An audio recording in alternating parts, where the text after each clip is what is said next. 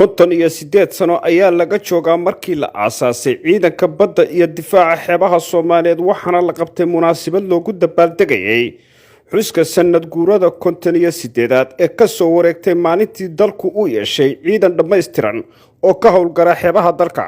taliyihii hore ciidanka badda Soomaaliyeed Admiral Faarax Axmed Cumar Faarax Qare ayaa maanta ku tilmaamay maalin weyn oo ahmiyad gaar ah u leh dalka, isagoo carabka ku adkeeyay in ay muhiim tahay in sare loo qaado tayada ciidanka xeebaha dalka si ay uga soo baxaan kaalintooda ku aadan inay ilaaliyaan xeebaha ballaadhan ee dalku uu leeyahay. ciidanka baddu laba qayb oo weyn u qaybsamaa. qayb badda ka dagaalanto maraakiib leh iyo qayb la yiraahdo difaaca xeebaha.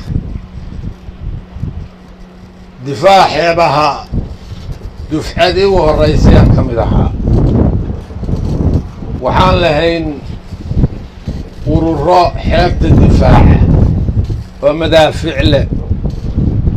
waxaan lahaynay laba guuto oo kumaandooska badda ayaan lahayn.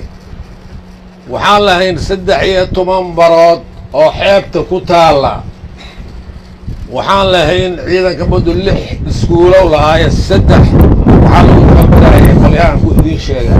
taliyaha ciidanka badda iyo difaaca xeebaha Soomaaliyeed gaashaanle sare Mubaarak Cabdiqani Muuse ayaa sheegay in ciidanka baddu ay diyaar u yihiin in ay difaacaan xeebaha baaxadda weyn ee waddanku leeyahay, isagoo xusay in sare loo qaadayo xirfadda ciidanka badda si ay u noqdaan ciidan dhisan oo doorkiisa ka qaata difaaca dalka. maanta waa sanad guuradii ka soo wareegtay ciidan aasaaska ciidanka badda. ciidankeenu badda in leenahay waxa weeye waa 3333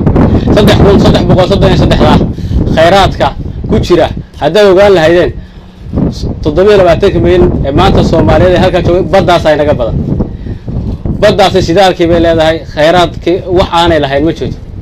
marka waxa weeye baddeena nimca taala, nimca fadhida inaan ogaano oo ciidanka badda la dhiso oo sharaf iyo cisi iyo karaamo intaba loo yeelo waxaynu ku gaaraynaa muxuu ahaa awoodeena koowaad.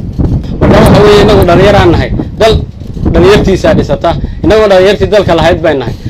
haddii anigoo ku hadlay magaca ciidanka badda, haddii aanu qof shisheeye wax ka sugay, haddii aanu weyno inta dabaalan karno, inta anagu aan dabaalan karno intaas aan miyaga sugayna, inta anagu dabaalan karno intaas aan sugayna. haddii xitaa waxaan weyno gaadiid aan weyno badda ku galno inta anagu dabaalan karno intaas aan miyaga sugayna.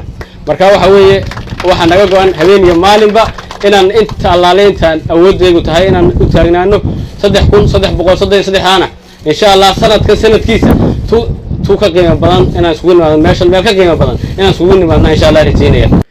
General Odawaye Yuusuf Raage taliyaha ciidanka xoogga dalka ayaa isna geestiisa ciidanka badda ku hambalyeeyay xuska sanad guurada 58aad waxaana uu ku tilmaamay ciidanka badda Soomaaliyeed in ay markasta ilaaliyaan hantida ummadda Soomaaliyeed, loona baahan yahay in ay dadka Soomaaliyeed ay garab siiyaan ciidanka badda iyo ciidamada kale si uu dalkani u yeesho ciidan dhan kasta ka dhisan. waxaan markaa runtii maantay inaan xafladda ka soo qayb galno sanad guuradii 58aad aan u dabaaldegno ugu hambalyeeyno ciidankeena badda. farxaday noo tahay. ciidankeena badda wuxuu ka rabaa qaranka Soomaaliyeed ayuu dhismo ka rabaa. saraakiil xigeenka alifleyda iyo dableyda xubnaha ka ah iyo kuwa aan xubnaha ka ahayn ayuu dhismo ka rabaa. dadka Soomaaliyeed ayuu ka rabaa dhismo iyo inay ka fikiraan mustaqbalkooda sida uu noqon doono. Cabdirasaaq Xaaji Saleebaan, warbaahinta qaranka magaalada Muqdisho.